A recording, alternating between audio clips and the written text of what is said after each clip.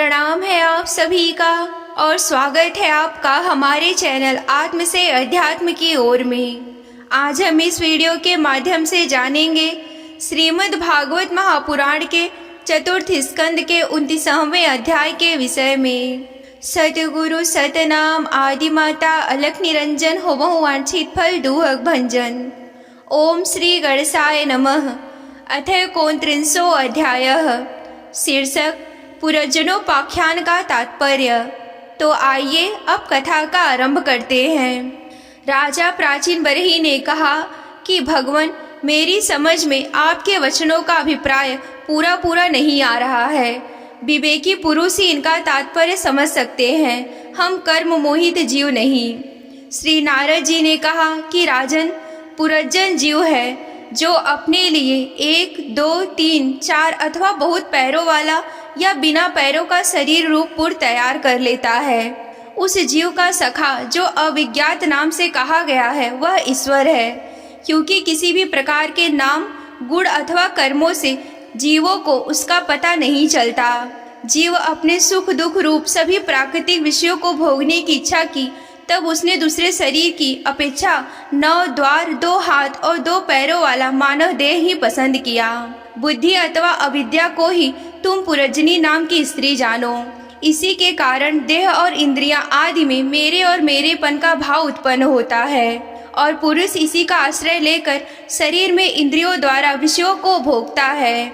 10 इंद्रियां ही उसके मित्र हैं, जिनसे कि सब प्रकार के ज्ञान और कर्म होते हैं। इंद्रियों की वृत्तियां ही उसकी सखियां और प्राण अप्यान उदान समान रूप 5 वृत्तियों वाला प्राणवायु ही नगर की रक्षा करने वाला 5 फन का सर्प है। दोनों प्रकार की इंद्रियों के नायक मन को ही ग्राहवा महाबली योद्धा जानना चाहिए। शब्द आदि 5 विषय ही पांचाल देश है, जिसके बीच में वह 9 द्वार वाला नगर बसा हुआ है। उस नगर में एक स्थान पर 2 द्वार बताए गए थे।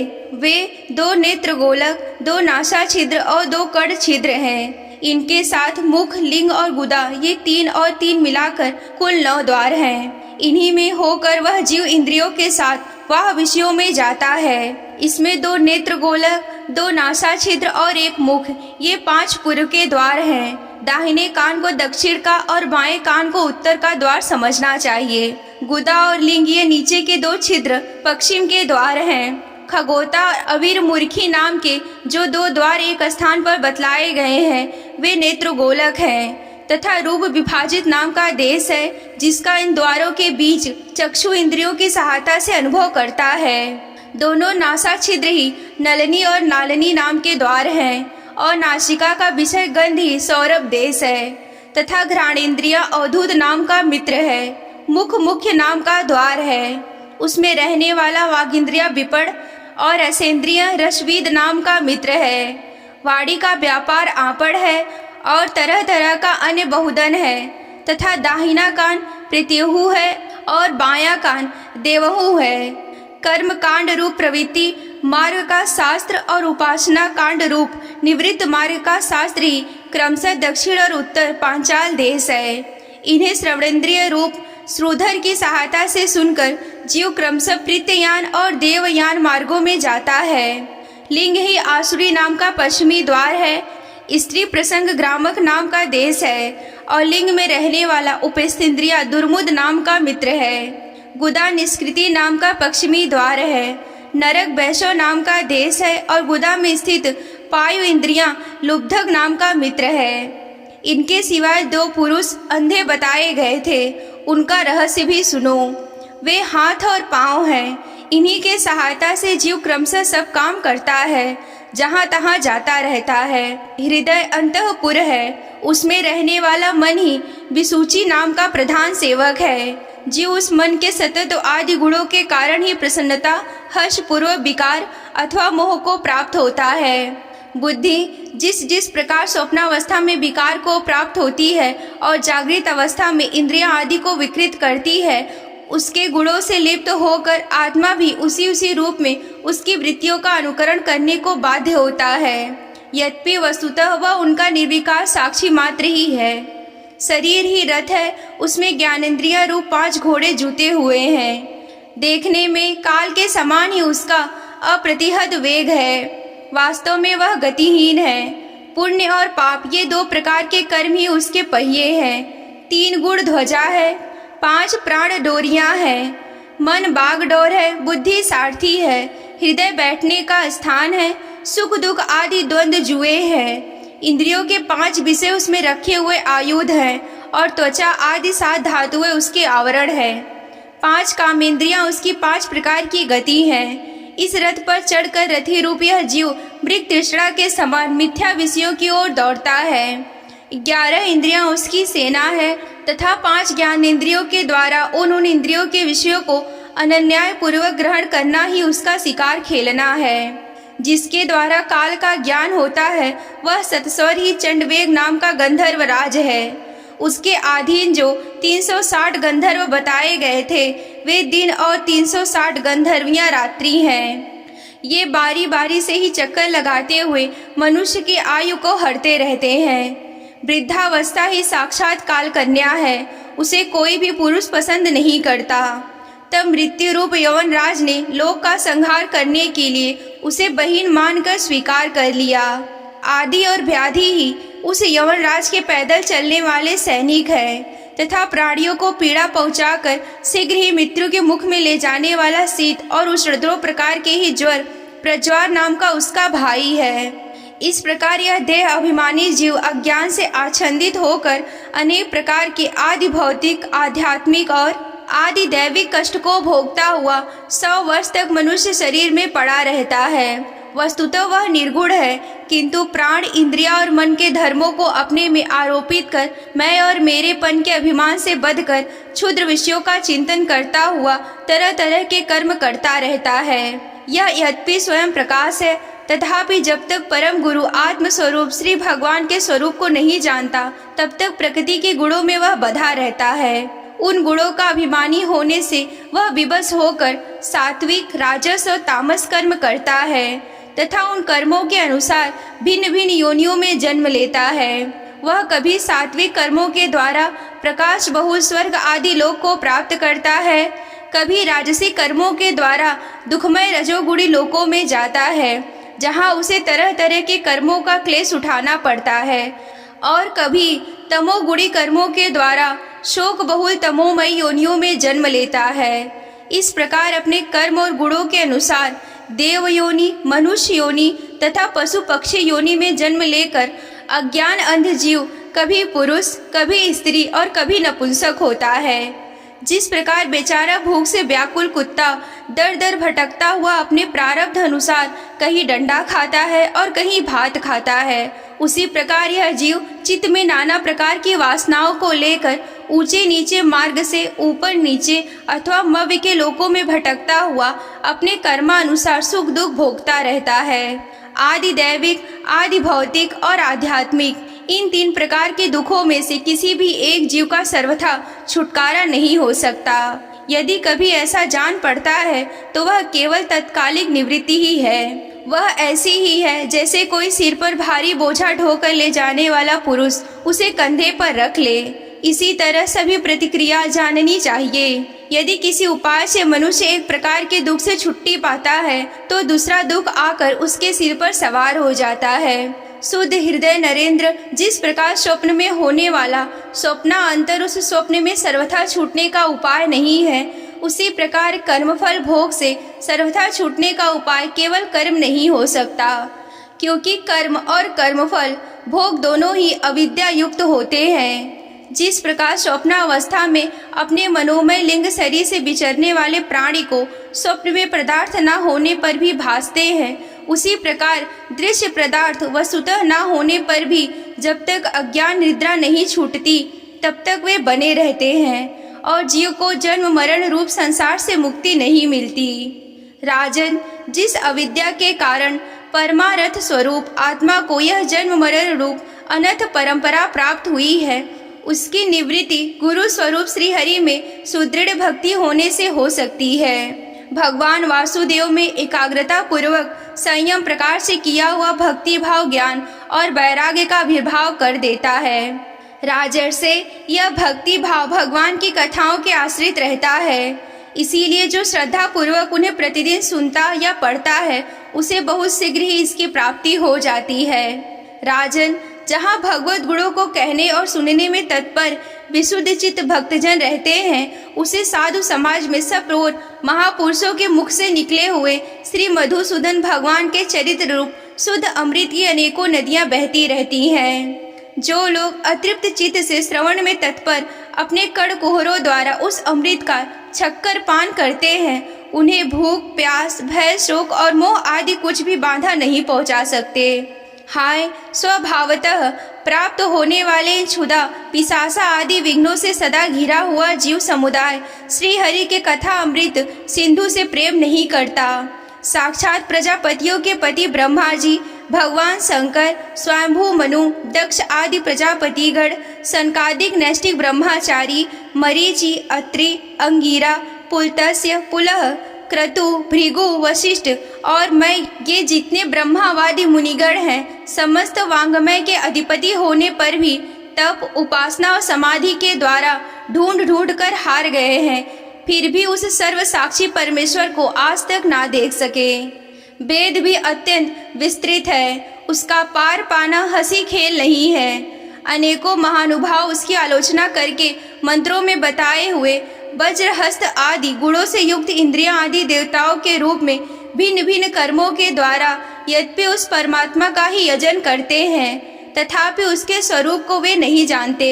हृदय में बार बार चिंतन किए जाने पर भगवान जिस समय जिस जीव पर कृपा करते हैं, उसी समय वह लौकिक व्यवहार एवं वैदिक कर्म मार्ग की बद्ध मूल अवस्था से छुट्टी पा जाता है। बहिष्मने, तुम इन कर्मों से परमार्थ बुद्धि मत करो, ये सुनने में ही प्रिय जान पड़ते हैं, परमार्थ का तो स्पर्श भी नहीं करते। ये जो परमार्थवत दिख पड़ते हैं, इसमें केवल अज्ञान ही कारण है। जो मलिन मति कर्मवादी लोग को वेद को कर्म परक बताते हैं, वे वास्तव में उसका मर्म नहीं जानते। इसका कारण यही है कि वे अपने स्वरूप भूत लोक को नहीं जानते, जहाँ साक्षात श्री जनार्दन भगवान विराजमान हैं। पूर्व की ओर अग्रभाग वाले कुशाओं से संपूर्ण भूमंडल को आच्छादित करते अनेकों पशुओं का वध करने से तुम बड़े कर्माभिमानी और उद्धत हो गए हो, किंतु वास्तव में तुम्हें कर्म या उपासना किसी के भी रहस्य का पता नहीं है। वास्तव में तो कर्म वही है जिससे श्रीहरि को प्रसन्न किया जा सके, और विद्या भी वही है जिससे भगवान में चित्त लगे। श्रीहरि संपूर्ण देवधारियों के आत्मा, नियमायक और स्वतंत्र कारण है, अतः उनके चरण तल ही मनुष्यों के एकमात्र आश्रय हैं, और उन्हीं से यह संसार में सबका कल्याण हो सकता है, जिससे किसी को अणुमात्र भी भय नहीं होता। वही उसका प्रियतम आत्मा है। ऐसा जो पुरुष जानता है वही ज्ञानी है, और जो ज्ञानी है वही गुरु एवं साक्षात श्री हरि है। श्री नारद जी कहते हैं कि पुरुष श्रेष्ठ, यहाँ तक जो कुछ कहा गया है उससे तुम्हारे प्रश्न का उत्तर हो गया है। अब मैं एक भली भांति निश्चित किया हुआ एक गुप्त साधन बताता हूँ, ध्यान देकर सुनो। पुष्प वाटिका में अपनी हरिणी के साथ विहार करता हुआ एक हरिण मस्त घूम रहा है। वह दूब आदि छोटे छोटे अंकुरों को चर रहा है। उसके कानों में भंवरों की मधुर गुंजार लग रहे हैं। उसके सामने ही दूसरे जीवों को मारकर अपना पेट पालने वाला भेड़िया ताक लगाए खड़ा है। पीछे से शिकारी व्याध ने बीधने के लिए उस पर बाण छोड़ दिया है, परंतु वह हरिण इतना बेसुध है कि उसे इसका पता नहीं है। एक बार इस हरिण की दशा पर विचार करो। राजन, इस रूप का आशय सुनो। यह मित्र प्राय हरिण तुम ही हो। तुम अपनी दशा पर विचार करो। पुष्पों की तरह यह स्त्रियां केवल देखने में सुंदर हैं। इन स्त्रियों के रहने का घर ही पुष्प वाटिका है। इसमें रहकर तुम पुष्पों के मधुर और गंध के समान क्षुद्र सकाम कर्मों के फलस्वरूप जीभ और जननेन्द्रिया को प्रिय लगने वाले भोजन तथा स्त्री संग आदि तुक्ष भोगों को ढूंढते रहो। स्त्रियों से घिरे रहते हो और अपने मन को तुमने उन्हीं में फंसा रखा है। स्त्री पुत्रों का मधुर भाषण ही भौरों का मधुर गुंजार है। तुम्हारे कान उसी में अत्यंत आसक्त रहे हैं। सामने ही भेड़ियों के झुंड के समान काल के अंश दिन और रात तुम्हारी आयु को हर रहे हैं, परंतु तुम उनकी भी परवाह न करके गृहस्थी के सुखों में मस्त रहते हो। तुम्हारे पीछे गुपचुप लगा हुआ शिकारी काल अपने पीछे से हुए बाणों से तुम्हारे हृदय को ही दूर से बीध डालना चाहता है। इस प्रकार अपने को मृग की स्थिति में देखकर तुम अपने चित्त को हृदय के भीतर निरुद्ध करो और नदी के भांति प्रवाहित होने वाली श्रवणेंद्रियों को बाह्य वृत्ति को चित्त में स्थापित करो। जहाँ कामी पुरुषों की चर्चा होती रहती है उस गृहस्थ आश्रम को छोड़कर परमहंसों के आश्रय श्री हरि को प्रसन्न करो और क्रमशः सभी विषयों से विरत हो जाओ। राजा प्राचीन बरही ने कहा कि भगवान, आपने कृपा करके मुझे जो उपदेश दिया है उसे मैंने सुना और उस पर विशेष रूप से विचार भी किया है। मुझे कर्म का उपदेश देने वाले इन आचार्यों को निश्चय ही इसका ज्ञान नहीं है। यदि इस विषय को जानते तो मुझे इसका उपदेश क्यों ना करते। विप्रवर, मेरे उपाध्यायों के आत्म तत्व के विषय में मेरे हृदय में जो महान संशय खड़ा कर दिया है उसे आपने पूरी तरह से काट दिया है।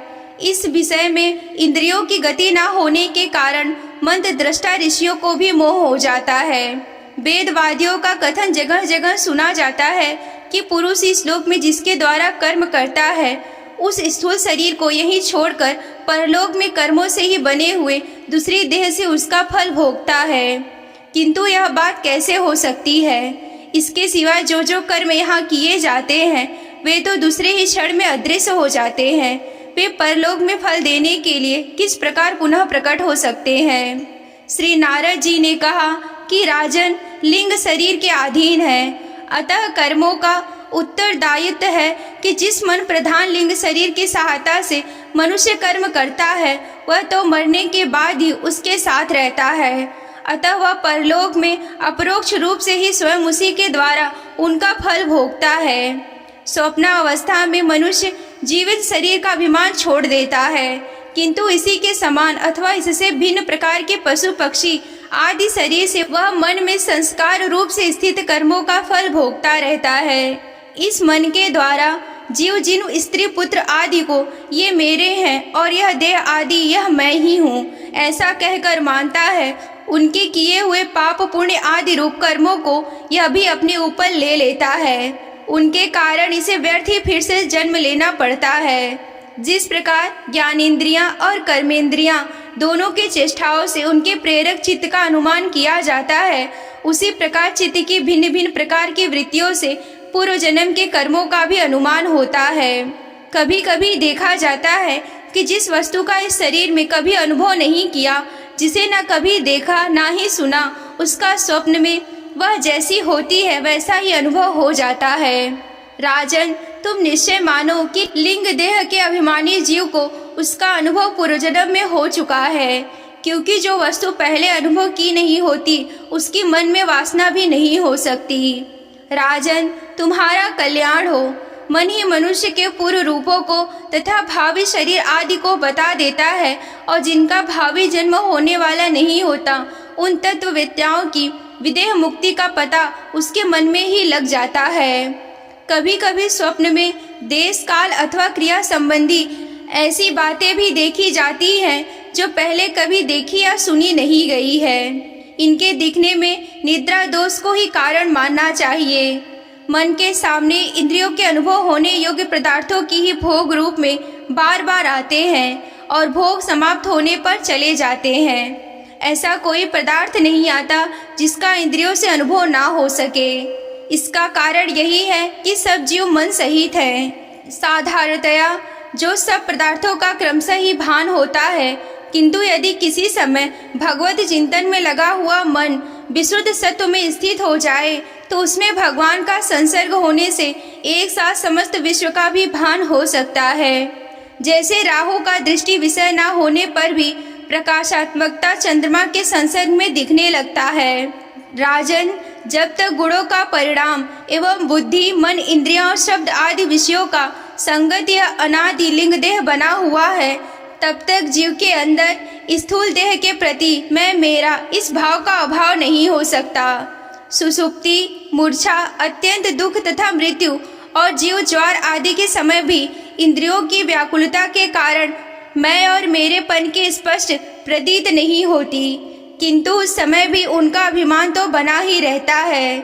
जिस प्रकार अमावस्या की रात्रि में चंद्रमा रहते हुए भी दिखाई नहीं देता, उसी प्रकार युवावस्था में स्पष्ट प्रतीत होने वाला यह एकादश इंद्रिया विशिष्ट लिंग शरीर गर्भावस्था और बाल्यकाल में रहते हुए भी इंद्रियों का पूर्ण विकास न होने के कारण प्रतीत नहीं होता। जिस प्रकार स्वप्न में किसी वस्तु का अस्तित्व न होने पर भी जागे बिना स्वप्न जनित अनर्थ की निवृत्ति नहीं होती, उसी प्रकार सांसारिक वस्तुएं यद्यपि असत है तो भी अविद्यावश जीव उनका चिंतन करता रहता है, इसीलिए उसका जन्म मरण रूप संसार से छुटकारा नहीं पाता। इस प्रकार पंचतंत्र मात्राओं से बना हुआ तथा 16 तत्वों के रूप में विकसित यह त्रिगुण में संगात ही लिंग शरीर है। यही चेतना शक्ति से युक्त होकर जीव कहा जाता है।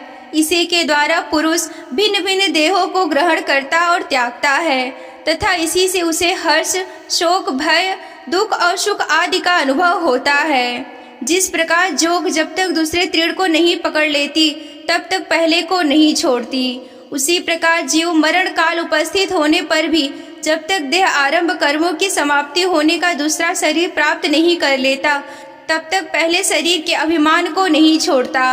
राजन, यह मन प्रधान लिंग शरीर ही जीव के जन्म आदि का कारण है। जीव जब इंद्रियां जनित भोगों का चिंतन करते हुए बार बार उन्हीं के लिए कर्म करता है, तब उन कर्मों के होते रहने से अविद्या बस वह देह आदि कर्मों में बंध जाता है।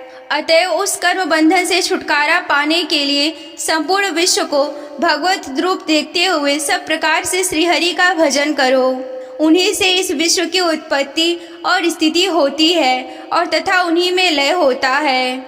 श्री मैत्रेय जी कहते हैं कि विदुर जी, भरत श्रेष्ठ श्री नारद जी ने राजा प्राचीन बरही को जीव और ईश्वर के स्वरूप का दिक दर्शन करवाया। फिर वे उनसे विदा लेकर सिद्धलोक को चले गए। तब राजर्षि प्राचीन बरही भी प्रजा पालन का भार अपने पुत्रों को सौंपकर तपस्या करने के लिए कपिला आश्रम को चले गए। वहां उन वीरवर ने समस्त विषयों की आसक्ति छोड़कर एकाग्र मन से भक्ति पूर्वक श्रीहरि के चरण कमलों का चिंतन करते हुए सारू स्वरूप पद को प्राप्त किया। निष्पाप विदुर जी, देवर्षि नारद के परोक्ष रूप से कहे हुए इस आत्मज्ञान को जो पुरुष सुनेगा या सुनाएगा वह शीघ्र ही लिंग देह के बंधन से छूट जाएगा।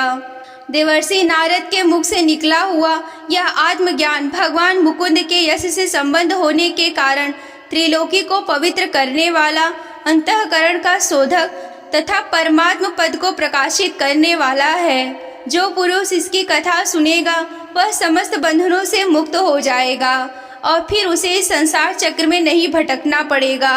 विदुर जी, गृहस्थाश्रमी पुरजन के रूप से परोक्ष रूप में कहा हुआ ये अद्भुत आत्मज्ञान मैंने गुरु जी की कृपा से प्राप्त किया था। इसका तात्पर्य समझ लेने से बुद्धि युक्त जीव का देह अभिमान निवृत्त हो जाता है तथा उसका परलोक में जीव किसी प्रकार के कर्मों का फल भोगता है, यह संशय भी मिट जाता है।